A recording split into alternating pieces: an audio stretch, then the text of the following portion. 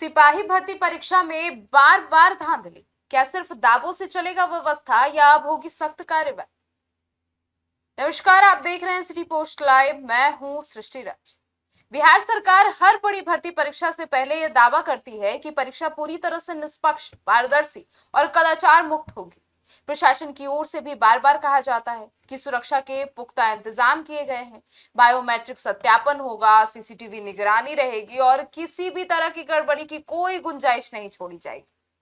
लेकिन सिपाही भर्ती परीक्षा में सामने आए ताजा मामले इस दावों पर गंभीर सवाल खड़े हैं।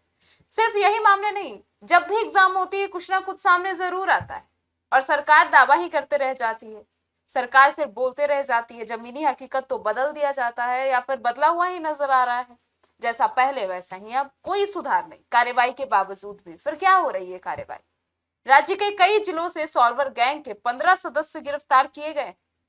जी हाँ, जांच में सामने आया है कि परीक्षा पास कराने के लिए 8 लाख रुपए तक की डील की जाती थी।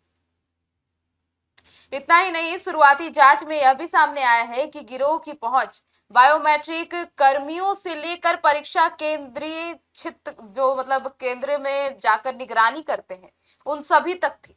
पूरे राज्य में 11 एफआईआर दर्ज हो चुकी है और कई जिलों में लगातार छापेमारी भी चल रही। अब यह कार्यवाही पहला मामला तो है नहीं। पिछले कुछ वर्षों में बिहार की कई प्रतियोगी परीक्षाओं में पेपर लीक, फर्जी अभ्यर्थी, ब्लूटूथ डिवाइस और सॉल्वर गैंग और तकनीकी के जरिए नकल कराने के मामले सामने आते रहे। हर घटना के बाद प्रशासन कार्यवाही करता है, गिरफ्तारियां होती है और सख्त कार्यवाही का भरोसा दिया जाता है। लेकिन फिर कुछ समय के बाद किसी दूसरी परीक्षा में लगभग उसी तरह का नेटवर्क दोबारा सक्रिय मिल जाता है। यही सबसे बड़ा सवाल खड़ा होता है कि अगर हर परीक्षा से पहले सुरक्षा के इतने दावे किए जाते हैं तो आखिर ये गिरोह बार बार सक्रिय कैसे हो जाते हैं?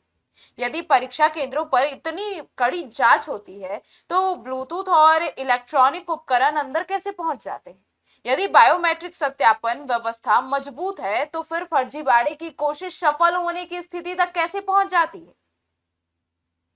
एक और चिंता की बात यह है कि ऐसा लगता है कि जैसे इन गिरोहों में कानून का भय कम होता जा रहा है। कानून का कोई डर ही नहीं है। बार बार ऐसे मामले सामने आना यह संकेत देता है कि अपराधियों को शायद यह भरोसा है कि यदि वे पकड़े भी गए तो कानूनी प्रक्रिया के बाद फिर बाहर आ जाएंगे और फिर दोबारा इसी तरह से गतिविधियों में शामिल हो जाएंगे।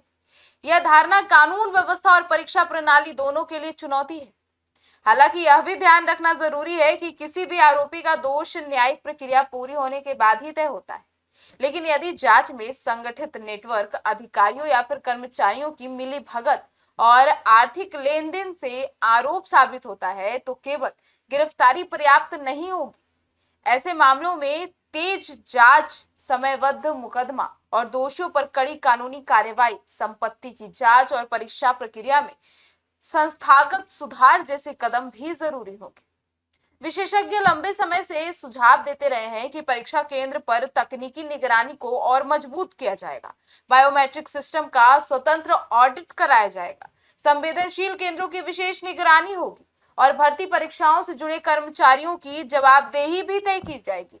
आखिर सरकारी नौकरियों की परीक्षाएं लाखों युवाओं के भविष्य से जुड़ी होती है। यदि बार बार धांधली की खबरें सामने आई तो ईमानदारी और तैयारी की तो धज्जियां उड़ जाएगी। अभ्यर्थियों का भरोसा कमजोर पड़ जाएगा।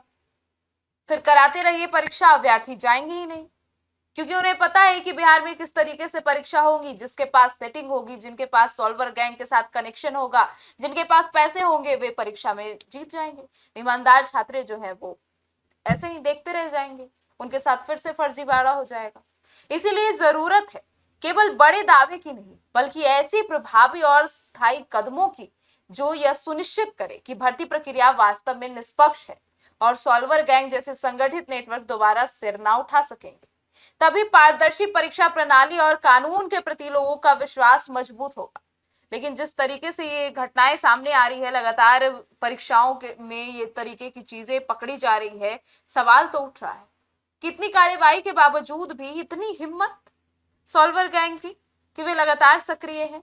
सरकार को चुनौती देना अब भारी पड़ सकता है। अब देखना है कि इस पर प्रशासन कितना सख्त एक्शन लेता है और किस तरीके की कार्यवाही करती है, क्योंकि ऐसी कार्यवाही होनी चाहिए कि अगर एक पकड़ा गया तो 10 खुद ब खुद वो लाइन छोड़ दे, वो काम छोड़ दे।